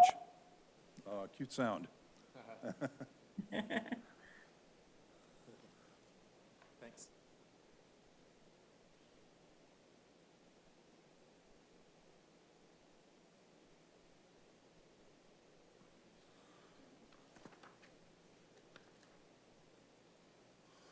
Okay, we're going to go to our agenda item number 2. This is the Police Department Telephone Reporting Unit. And I see the chief going to another chair, and I'll turn it over to City Manager Goff. That's the hot chair, I guess. The hot seat. I feel like I couldn't see everybody, or they couldn't see me, and Okay. I know it's hard to look at me, but you're going to have to for a minute. Go ahead, I'll go ahead and turn it over to the chief, not repeat anything. Yeah. Okay, thank you again. Wanted to get approval from the council to move forward into looking at a telephone reporting unit for the police department. Last year, we took 6,000 more calls for service than we did in 2020. 2021, we took 6,000 more. If you do the math on that, I see Officer Molly over there, and she's going, yep, we were busy. We were busy. While we've seen crime reductions for the first 2 months, we are still busy. We're not losing our calls for service. This is a critical moment, I think, in policing for us. We are believing we're coming out of the pandemic. We're believing that we can do more with our relationship-based policing philosophy. We're believing we can do more to provide better service to our community. And we think this is a critical part of that. Tonight, Commander Hunt will talk a little bit about what this proposal is, but what we want to do is start off with staffing basically our day and into the evening shifts with qualified professionals who can take calls for service, provide expedited service for those folks who might have a very low-level crime. We have folks who report crimes from work who want to just get it done. And that will leave our officers more time to connect with the community while they're out there on calls for service. Right now, it's very difficult to carve out more time, but we see this as a path forward for the police department and an opportunity for us to do that. So to give you the, sort of the ins and outs of what this is, I'll let Commander Hunt sort of briefly go over that, but we're prepared to answer questions, and we look forward to your questions at the end. Lucas. So before I begin, there's a couple terms I'll refer to. One is it's a TRU, which is our telephone reporting unit. And the individuals that work in that are, our teleserve officers. So if I use those, you kind of know what I'm speaking about. So in 2020, we began to look at ways with the onset of COVID of taking a look at how we can impact positively our responses to calls for service and reduce the stress and the amount of calls that our officers are taking on the street. So in doing that, we took a look at things that we were doing in the police department. Historically, we have used our alternative duty, our light duty officers to fill in our teleserve positions. So in taking a look at that, we went ahead and tried to do a proactive approach to staffing that position 7 days a week, from 7 a.m. till 5 p.m., using our temporary people that are on alternative duty. Unfortunately, that's been intermittent, so sometimes that we haven't been able to do that. Didn't really give us a good measure, but in taking a look at the staffing that we had during those times, and in particular in 2021, our true unit took over 2,000 calls for service, which represented about 10% of our calls for service and patrol. When you take a look at that, it's about 14% of our citizen-initiated calls for service. And when you compare that to one of our officers on the street, that's about two to 1 calls. So our typical officer in a day will take anywhere between 2 to 4 calls, and our true unit, our teleserve officers, will take up to 8 calls for service in a day. So it can at times be 3 times the calls that our patrol officers in the field will take. And that's represented because of the response times of driving to the calls, the delays that they may have by traffic or being diverted to another calls. So the calls that they take are really our non-emergency, non-violent crimes. So they will take our calls for service that are not in progress. So in looking at that, we talked about the officers responding to victims. Although they may respond, we give the victims the option of taking the calls or calling in or having an officer come out. So even though we staff it, we try and do it 7 days a week, we still give the citizens the opportunity to request an officer that comes out. So when we look at that and we go, okay, what is the savings for the city of Wheat Ridge and the police department in particular, and looking at similar positions throughout Colorado, the average salary is about $42,000 to $60,000 annually. Using the city's pay scale, which would be in the area of that 50, would, if we staffed it with a civilian position, we could save on average between $44,000 to $60,000 annually. The cost for this city in staffing 2 positions 7 days a week from that 7 a.m. till 5 p.m. With salary and benefits would be about $117,000. But ultimately, it's about providing a service to the citizens of Wheat Ridge, allowing them to call in to get more timely response to their needs, allowing our officers to be freed up for those emergency calls for service, and allow them to have a little bit more time to be able to maybe go out and be proactive in their calls during the day and their patrols of the neighborhoods of Wheat Ridge. So with that.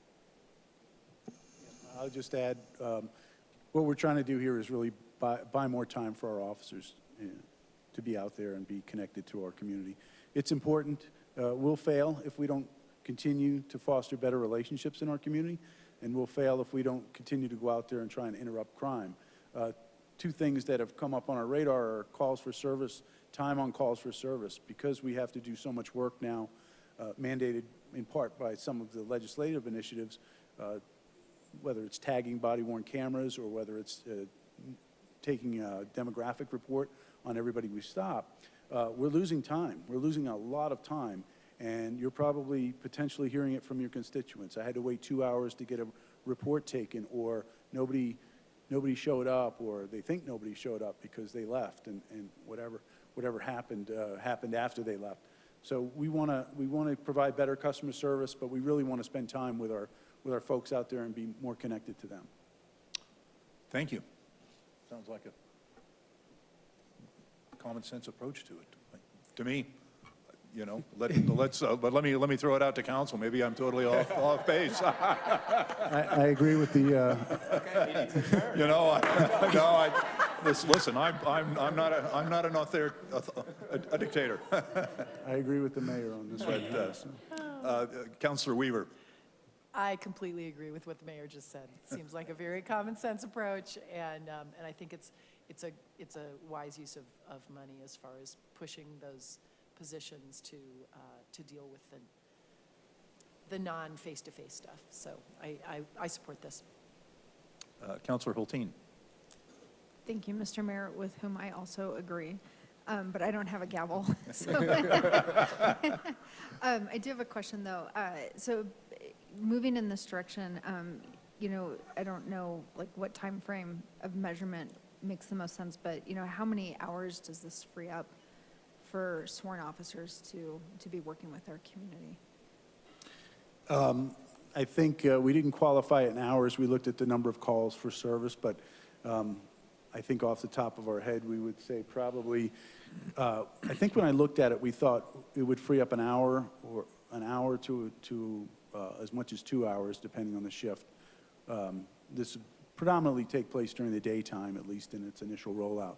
So we thought there was an hour to 2 hours of service time we could provide to officers. We really need to focus on emphasizing those who are willing to wear the badge right now.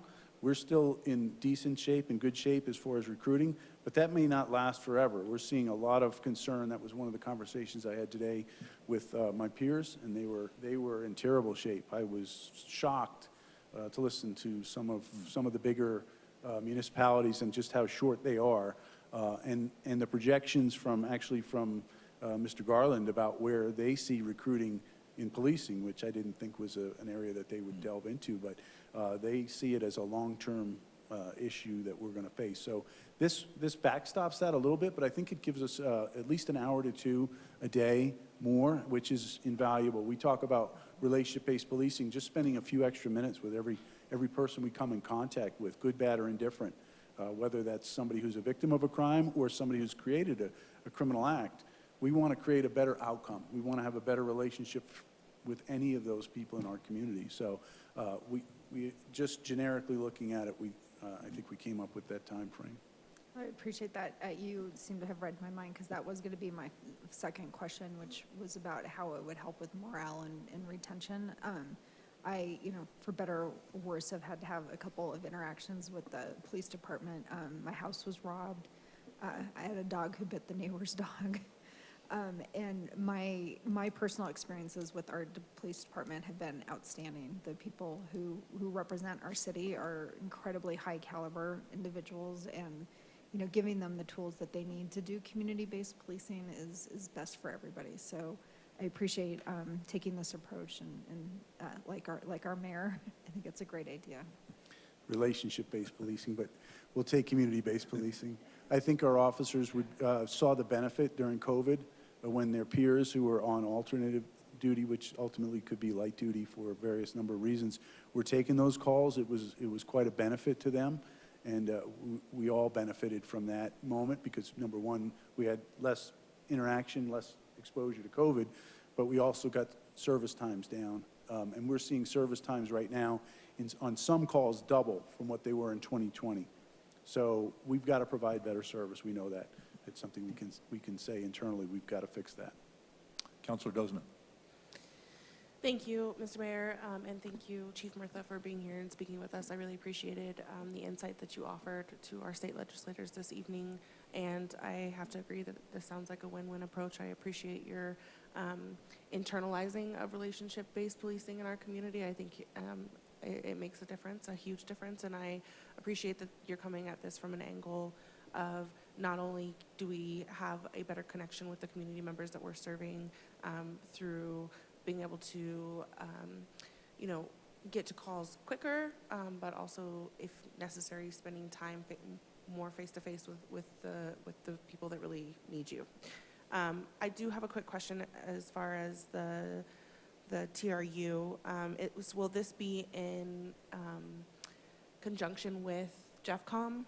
So will Wheat Ridge Police be servicing our non-emergency line now as opposed to JeffCom, or how will that situation work? No, it'll start, we have, at our desk, we have our own dispatcher, obviously, but we'll work with JeffCom, and I know Commander Pickett's over there, whose wife used to be a supervisor at JeffCom, and he'll correct me if I'm wrong, but with our call takers, we'll be able to flag those calls that are eligible. And we'll look to expand the calls for service that we can add here. So the 10% was the intermittent calls we could take, but we think we can take more calls on. Where, in other words, if we received a call from JeffCom that said there was an incident and we needed to collect evidence, that evidence doesn't dictate that an officer has to go out there and do the whole report. We may be able to take the report over the phone and send an officer out to process for evidence, which really saves that officer a lot of time on the road. So I think we can divert those calls, John, is that correct, right? So we can divert them at JeffCom, and we can say, okay, these are the calls we want you to offer. Again, it's an offer. If you say you want to see an officer face-to-face, they're going to come. But we can offer you these services. Now we can offer online reporting. You don't have to talk to anybody. You can go to our online reporting station, and you can just fill out the report. You can talk to an officer, which is really critical because people who shy away from online reporting have questions. This is a fraud that happened to me. What should I do? You can't get that from online reporting, but you can get that feedback from somebody who's doing telereporting. So we'll be able to divert those calls, and then we'll give them the option. Do you want to see an officer? These are the, you will get service in a shorter amount of time this way, but it's up to you. So. Thank you. Councilor Hutchinson. Thank you, Mayor. Thank you, Chief and police officers that are here tonight. I really appreciate you. This is a need. I see that. I would like to see the police out in the community, and I support it. Thank you. Mr. Stites. Thank you, Mr. Mayor, and thank you, Chief. And this is a great plan. My only question is, will the general citizen, when they go through this, will this have an effect longer term down the road? Will they need to speak with the police more because they didn't have an officer take the report or anything like that when it goes to court or anything like that? I know Commander Hunt's looked at a lot of telephone reporting. As a matter of fact, at his old agency, he had it. We don't see that as a need. Obviously, our cases go to our detective bureau after they're taken. Any criminal act is going to go through our investigations. So they're all going to be screened anyway, and that interaction is generally where that takes place. So they may receive a call back to say, hey, we have questions about the case you filed, but that would be a normal occurrence anyway. I don't think that would be out of line. So we don't see that being another obstacle that we've added because we provide this service. Okay, great. Thank you. I definitely support this. Chief, does it not seem to be logical that if you have dedicated personnel that are trained in telephone protocol, if you will, to get the information, to transmit it to the questioning party, that it wouldn't be more efficient just along the way? And you might do a better job rather than taking an officer who maybe just come from out of duty and got some things rolling in his mind. Somebody, here, take this phone call. Yeah, I think those folks, that's a good point, Mr. Mayor. Those folks will get in the rhythm, and they'll get accustomed to, how we often have officers at different levels of experience in patrol. But what we're looking for here is, what we're hoping for is to see maybe some retired folks who are looking now at, hey, The financial situation has changed, and I did police work for 20 years, and I know how these cases work. And they'll ask intuitive questions that I don't know that a first-year officer would ask, and they'll also know where to go. And they'll also know the life experience that comes along with being somebody who's been around for a while. In other words, boy, if that fraud occurred, you're going to want to call your Equifax, and you're going to want to let them know to put a watch on there or whatever. So we think there could be other benefits that we'd like to see out of this. We're not going to hold this position just to be a report taker. They're going to provide other assistance that you might not. I think our officers are excellent. I think we've got officers who do that now. But I think once these folks are trained and up and running, they're going to be able to offer assistance that not all of our officers are capable of capturing right now. Great. Councilor Ohm. Thank you, Mayor. Thank you, Chief. I have one question. So for, if someone wanted to upload video or photos, can they do that online as well? Chief? So the process that, how the True Desk works and teleserve, what they'll do, they have our computer-aided dispatch there. So when the call comes in from JeffCom, they'll evaluate it, whether it's something that should go out on the road or that they can take. And they work in concert with our officers really on a daily basis, our detectives. If they think that a piece of evidence needs to be collected by an officer, they'll send an officer out to take it. We now have Axon Citizen. If it's something that where they can send out a link to the citizen that can just download it and it'll come directly through our body-worn camera system, then they can do that as well. So it really is dependent on whatever evidence or whatever information that person may want to do. And sometimes they may get halfway through the conversation and decide that an officer needs to go out. So they'll go ahead and initiate the original report, and the officer will go out, take more information, and do a supplement. So to answer your question, it really is an understanding of how the investigation works and who would best serve the community by either doing it in person, doing it through a link, or just doing it over the telephone. Yeah, the short answer is we do have the software to do that with our Axon link. And if the reporting person says you've got a picture or you've got a video from your Ring camera and that's all we got, here's the link if that's easier for you to upload it to our evidence collection. So, Terrific. Any additional discussion on this? I think we have consensus on council to move this forward. thank you, Mr. Mayor. Thank you very much. Great presentation, Commander Hunt. We appreciate you being here tonight, and Chief, always. Good to see you here. That concludes the two business items we had on our agenda tonight. We will now go to staff reports. Mr. Goff. Yeah, a couple quick things, and just to add to this last subject, the good news is our ARPA dollars, ARPA funding, one component of the guidance we received from the U.S. Treasury is that for the reduction of crime and violence, you can use the ARPA dollars. And so through 2026, we can actually allocate a portion of our ARPA funding that we receive towards this program. So more good news on that. I did want to respond to you all about the 9 News story that I'm not sure if you all saw it. Wednesday evening, I believe, about the city's hotel ordinance. Unfortunately, the news always likes to have a little slant on their stories, and it was disappointing, I think, in the slant they took. I believe you all know in the courage you took to draft the ordinance that the intent is not to put anybody out on the street. And that, unfortunately, I think that was the slant of the story. We're on it. We had a meeting today with a large group of staff. There's a lot of staff involved in this, and we're currently working primarily to identify who potentially could be impacted if these hotels don't change their operations to extended stay by September 30th. And there was a little bit of confusion too on the date. The original ordinance date for implementation for the hotels for implementation to move to extended stay was June 30th. But if you remember, City Council did amend that off the dais at the public hearing to September 30th. So we are making sure that the motels understand that. We've been told that by some of the residents that the motels are telling them it was January. We think some of the motels are working against us and their tenants, unfortunately. Unfortunately, we're having a very difficult time with a couple of our motels. They're not cooperating with us and allowing us to have a list of tenants who have been staying long-term. So we are working on that. We have some strategies in place that we hopefully will get a better list of who those clients or those tenants are so that we can work with them directly. Mary Ann and I have a meeting with Foothills Regional Housing on Wednesday morning to talk about how they can help us. They have a lot of resources to potentially help relocate some of these people to better situations, which is the goal and the key.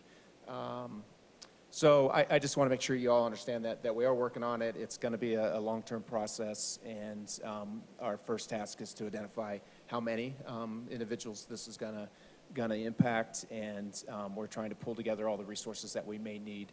We may come to you in the future to ask you to allocate, again, some of our ARPA dollars to potentially help relocate some of these tenants, and that money that's an eligible expense for that too. And we also may need some more resources. Mary Ann and her team with Rebecca, we were gonna come to you probably at some point in the future to ask for a second housing navigator or homeless navigator, just because our current caseload is starting to increase pretty substantially. And we were going to ask for probably a time-limited position because hopefully, maybe in 3 or 4 years, our homelessness issue may not be quite as bad. That's my hope. But we would like to use some of our ARPA dollars to potentially hire another homeless navigator or housing navigator to help with Rebecca's workload, but also to help with the transition from these motels when they transition out of extended stay. So, any questions? Yes. Yeah, so is Rebecca still part-time with us and Edgewater? She is. She's she dropped Golden at the beginning of this year, so it's Edgewater and Wheat Ridge still. Okay, Yeah. so it would be one additional full-time?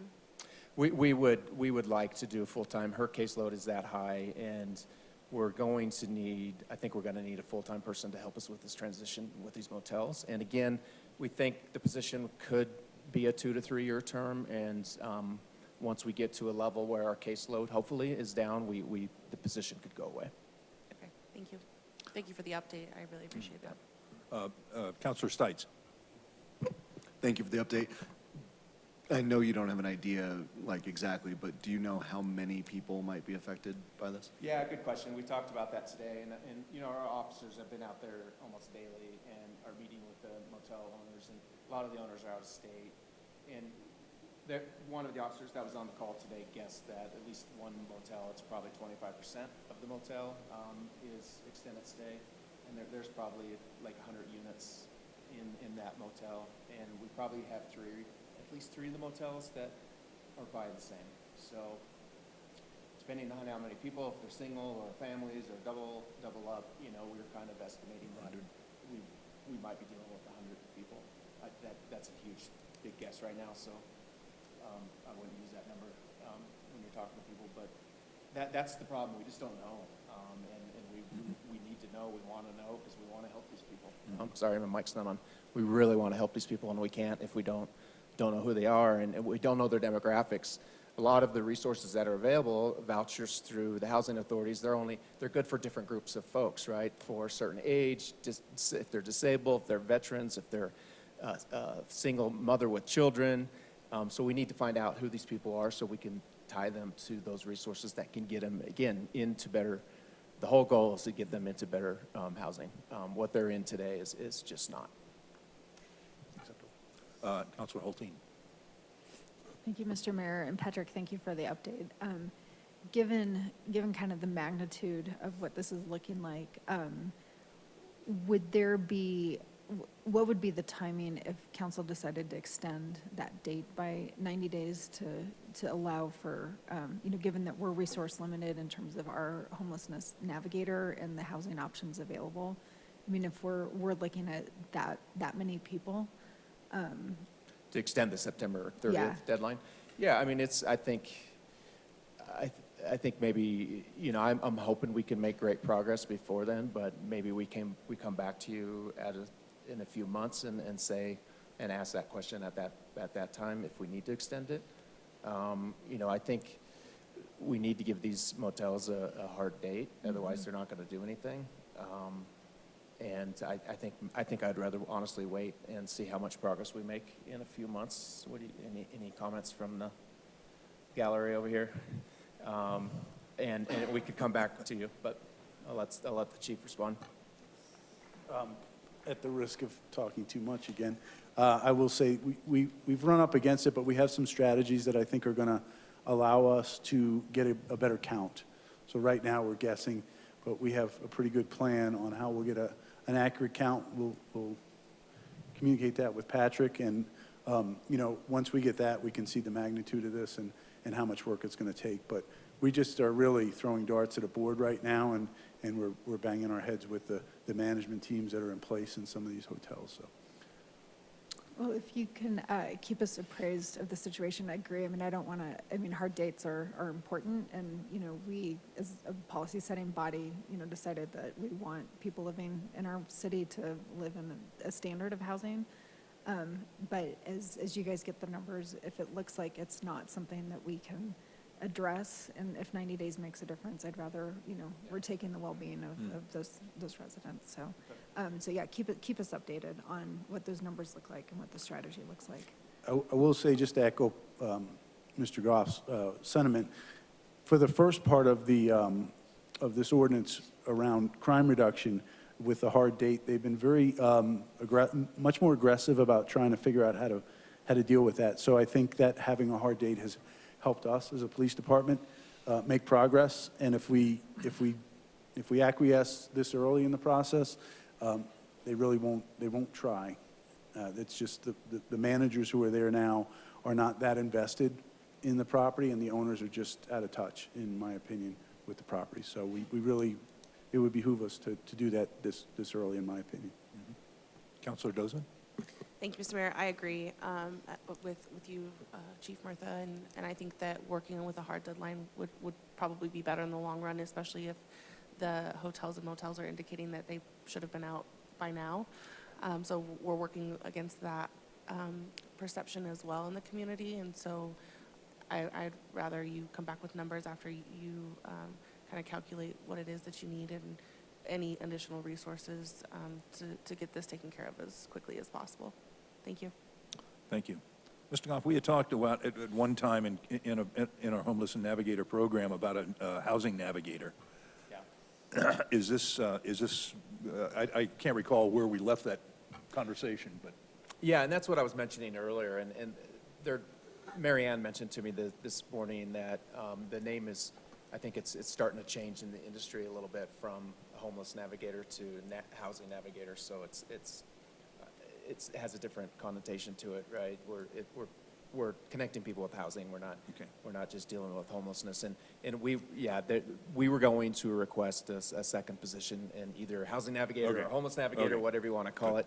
And I think the earlier the better that we could get that person on board, the better we could deal with these motels. We'll put some new words in our vocabulary then.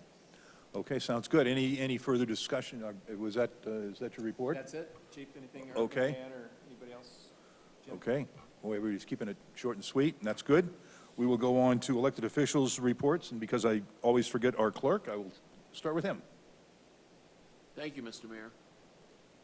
I just wanted to announce that we still have 3 open board and commission seats. In District 1, we need a Liquor Authority board member since Mr. DiTullio resigned to join the Planning Commission. We have a Parks and Recreation slot open in District 4, and we have at-large positions open across the city in the Board of Adjustments. As you all know, the application form is online, and your point of contact is Stephanie Pomponio or myself. So let's recruit, please. Thank you, Mr. Mayor. Okay, thank you. I will go to council.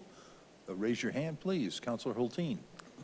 Thank you, Mr. Mayor. I am still recovering from our whirlwind trip to Washington, D.C. last week for the National League of Cities Conference. I was really proud to be there with my co-counselor, Scott Ohm, and city staffers, Patrick Goff and Ali Sheck. It was just an incredible conference. We were addressed by the President of the United States. It was the largest crowd he's addressed since he was elected president, and it's an honor to be in the room with the President of the United States. That was kind of cool. But more than that, it's great. We got to meet with both of our senators as well as Representative Perlmutter, and basically we begged for money for the second phase of Wadsworth. But more than that, we made the case for why that second phase should be funded. And Perlmutter, looked at our faces, and the first thing he said was Wadsworth. So we were out, making the case for the investments that we need in our community. But we were also able to just talk about the great things we're doing, both with our peers across Colorado and our peers across the country. And it's always really exciting to take Wheat Ridge out of Wheat Ridge into other places. And we do good things here. Listening to other people talk about their communities, a lot of us have the same struggles, but I just really felt incredibly proud of how we do Wheat Ridge. So it was a great opportunity, and I encourage other counselors to consider it next year. It's exciting to be there. It is exhausting though. I'm not kidding. I am still recovering from it. So anyway, that is all I've got to say. So thank you, City of Wheat Ridge, for investing in us to get us out there. It's a great experience. Thank you. Councilor Olm. Thank you, Mayor. I will echo everything my council member Holteen said. It was such an honor and a privilege to go to DC with council member Holteen and Patrick Goff and Allison Scheck.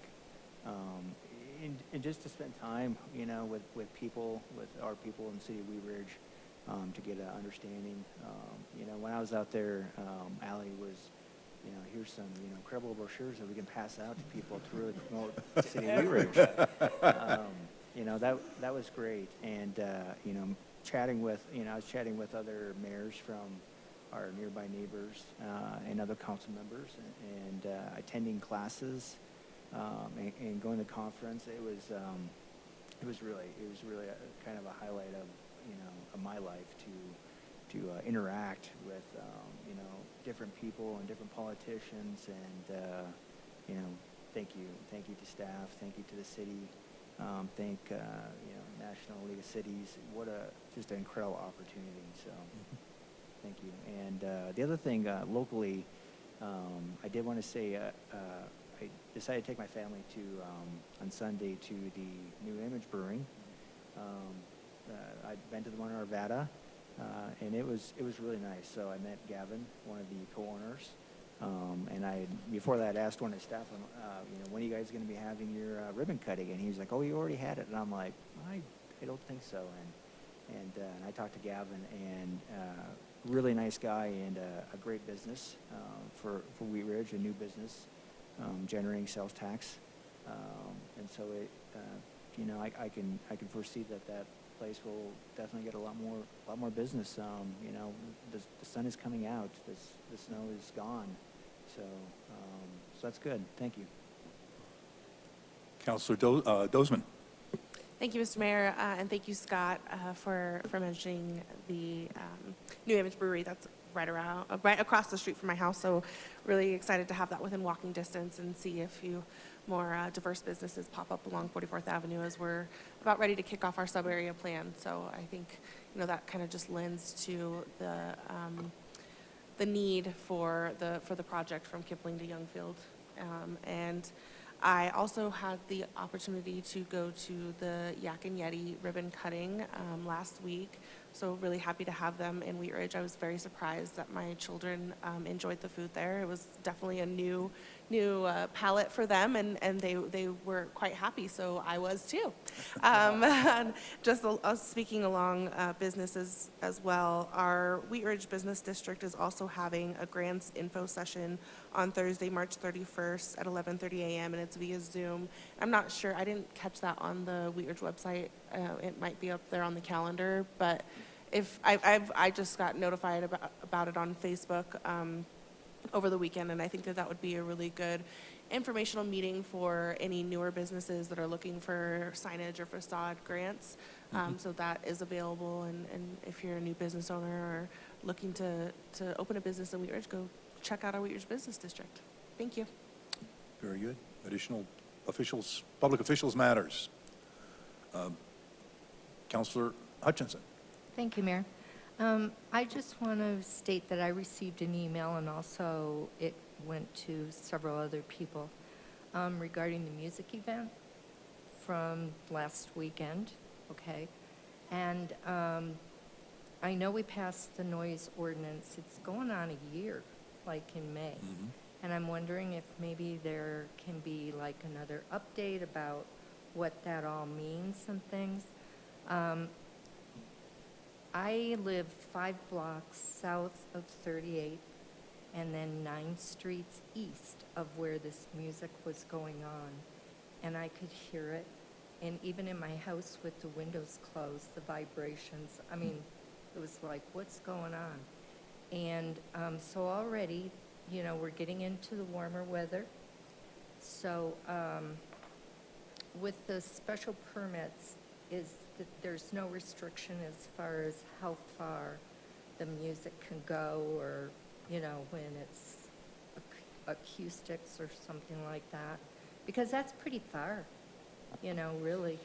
And when we're already starting to get some concerns about not being able to be out in their yard or whatever, and it's just kind of too loud. Special permits are different than just the regular, like, one-night kind of things as far as measuring decibels. Is that right, or what? Yes, for this situation that you're speaking of, this business, they don't have the special permit to do more than, if you remember, our ordinance allows businesses to do up to 8 outdoor amplified sound events a year. If they want to do more, they have to go through a special permit process and do a neighborhood meeting. This business is under the 8 maximum a year. They have not applied for a special permit to do more than that.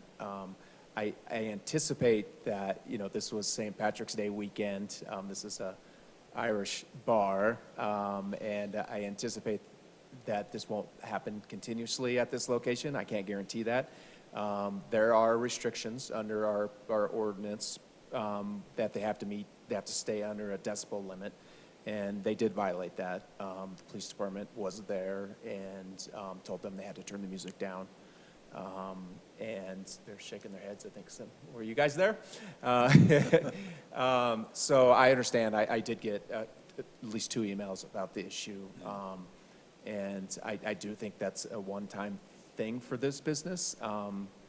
But it's, you know, they did follow. They got their permits for these one-time events. And, you know, it was 3 days in a row. So I think that probably irritated people a little bit more than normal. I think maybe one of their events that we don't know for sure was outdoors, so they got an outdoor